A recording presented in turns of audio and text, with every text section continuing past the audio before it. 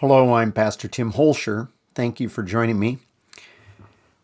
We are looking in the book of Romans, trying to understand how God has made it possible for us to have stability in our lives. And the reason for that stability is it will directly affect the way we relate to God, the way we serve, the way we carry out the activities God's given us to do. Our study started in Romans 5 through 8 as we looked at God's provision for dealing with the sin nature, which is probably the number one problem that believers have in the area of stability. And that section concluded at the end of Romans 8 with the assurance that nothing can separate us from God's love. But a person might then ask, as we're looking at here in Romans 9 through 11, they might ask, well, what about Israel? So you say we can't be separated from God's love, but it certainly appears that Israel was separated from God's love. And the Apostle Paul is laying out a case in Romans 9 through 11 that Israel hasn't been separated from God's love. He has focused us especially on the fact that there has always been, right to this very day, a remnant of the people of Israel, and that at no time was the nation of Israel in their entirety believers in Jesus Christ, or, believers in God, in the sense that we would expect them to be believers in God. And so, as we left off last week, we're in Romans 11 and verse 7. Paul says, "What then? What Israel is seeking, it has not obtained, but those who were chosen, or elect, obtained it, and the rest were hardened."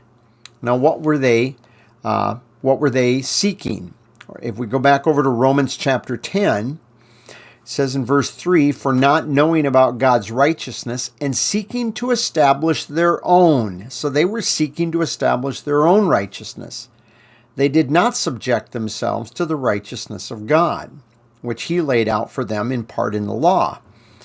But for us, as well as for them, that righteousness is by faith, not by works."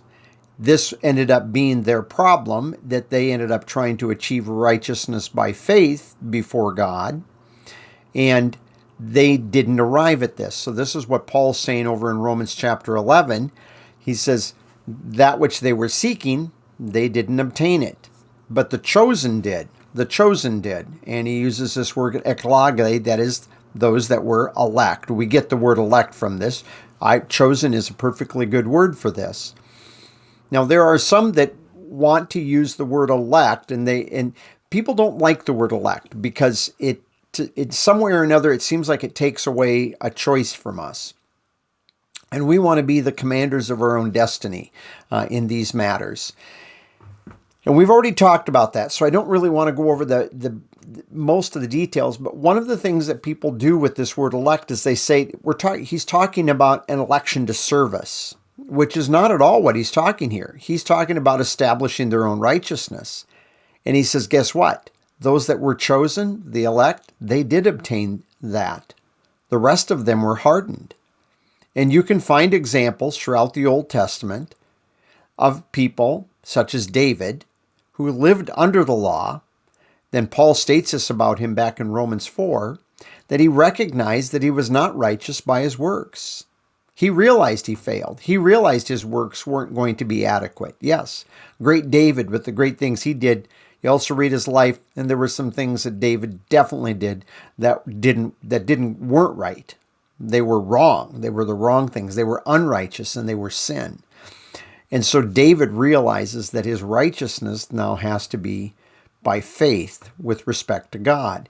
And so there are people such as David that recognize this. I think Daniel recognizes this. Whether he went to Babylon appreciating this or whether it's something he learned once he arrived, we don't know, but it is plain when as a person of Judah, in Daniel 9, he prays and he confesses the sins that he sees himself, not just the nation, but he sees himself guilty of.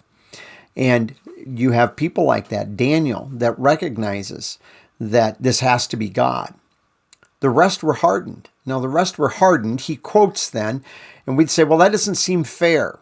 that they were hardened. But we've already looked at this idea of hardening over in chapter 9, where what he does when he hardens them is he just makes them unresponsive to this truth because they don't want to respond. He's not forcing something. It's not like they want to believe, but God's going to go, nope, I'm not going to let you believe. That's not what he's doing when he's hardening them. And we saw that with regard to, went back to chapter 9 here in Romans, and you look at Pharaoh, and you can go back and look at that earlier in one of these studies in Romans, that, and I'll try to remember to put a link to it in the description, but that study was pointed out that Pharaoh didn't want to let Israel go. So when God hardened his heart, what the Hebrew says, God gave his heart strength of his resolve to do what he actually wanted to do, which was not let them go. God didn't say, Pharaoh decided, I'm going to be a nice guy and let him go. And God's going to go, no, I don't want you to do that. No. Pharaoh was only letting them go because he was getting weak, because the plagues were so hard he just couldn't hold out, and God gave him strength. And that's, the Hebrew is very plain on that over there in the book of Exodus. And so likewise here, if we already have that information, if we've already read this over in Romans 9 and we come over here, God isn't forcing somebody to do something that they don't want to do. They don't want to have anything to do with God. And he hardens them. He just strengthens their resolve. He quotes then from the book of Deuteronomy, just as it is written, God gave them a spirit of stupor, eyes to see not, and ears to hear not, down to this very day. Now this word spirit in the Hebrew, as well as in the Septuagint, is the word heart. And if we go over to Deuteronomy 29, verse 1, he says, and remember, this is the second generation. They're getting ready to go into the land. Mom and dad and grandma and grandpa, everybody over the age of 20 has died during a 40-year wandering in the wilderness. And he says, these are the words of the covenant which the Lord commanded Moses to make with the sons of Israel in the land of Moab, beside the covenant that he made with them at Horeb. Horeb is where Sinai was located. And Moses summoned all Israel and said to them, you have seen all that the Lord did before your eyes in the land of Egypt, to Pharaoh and all his servants and all his land, the great trials which your eyes have seen, these great signs and wonders. Yet to this day the Lord has not given you a heart to know, nor eyes to see, nor ears to hear. So he's looking at this and he says, no matter what you've seen, you are unresponsive to this. I've led you 40 years in the wilderness. Your clothes have not worn out, and your sandal is not worn out. Could you imagine walking in the same clothes for 40 years and they didn't wear out? And you have not eaten bread, nor have you drunk wine or strong drink, in order that you might know that I am the Lord your God. And when you reach this place, Sihon, the king of Heshbon, and Og, the king of Bashan, came out to meet us for battle, but we defeated them. And we took their land and gave it as an inheritance to the Reubenites, the Gadites, and the half-tribe of Manasseh. In other words, he says, you have been witness to all these things that God has done, yet despite being an eyewitness, and by the way, there's a good lesson in there that people think if God would just show me something, then I'd believe. But Israel is a perfect illustration, and the people of Israel that responded to Jesus Christ, likewise, perfect witness of those who saw but rejected.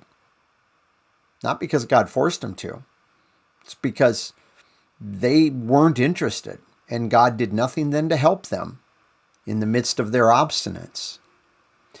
Paul then quotes in Romans 11 from Psalm 69, where he starts in verse 20, reproach has broken my heart, referring to Christ's time on the cross. I am sick, I looked for sympathy, but there was none, for comforters, but I found none. Remember when he hung on the cross, there was nobody there to give him sympathy. They gave me gall for my food. We know this is recorded with regard to things that happened at his crucifixion. And for my thirst, they gave me vinegar to drink. And he says, may their table. And the interesting thing about this Hebrew word table, shalken, is that he is referring to a table that frequently in Scripture refers to a table that was set before a dignitary.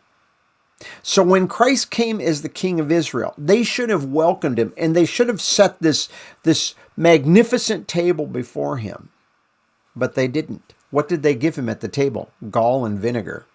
Those are not the things you would set before a king or a dignitary, at the table for a king or dignitary. And so their table becomes a snare. And when they are in peace, it becomes a trap. And their eyes grow dim so that they cannot see, and their loins shake continually.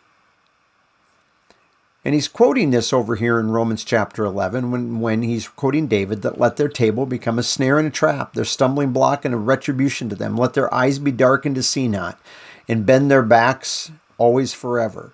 As he's looking at this idea that Israel has not been separated from God's love. The election has obtained what God promised. But the rest of them, since they were seeking to establish their own righteousness, they never really achieved a real righteousness before God. And those that were elect have. And Paul's using this as an example of the fact that he himself, as one of those, chosen by God, a remnant from in Israel, is testimony to the fact that Israel has not fallen so that she never gets up. And number two, that she has not been separated from God's love. These people saw, they witnessed the life of Christ. They witnessed what God did back at the time that he brought them out of Egypt. And in all of that, with all that they saw, they would not believe. And they responded in this very negative way. And God brought this judgment upon them for what they actually wanted of themselves to do, to accomplish. But there is still a remnant with which God has been gracious to this very day. And that's an encouragement that if he maintains that gracious relationship with them, that with those of us who are believers in Jesus Christ, he maintains that gracious relationship to us in Christ, which means we're not separated from his love. And with that, thinking about that, being reminded of these truths, I encourage you to have a good day in the Lord, because you know you can't be separated from his love. Thank you for joining me today.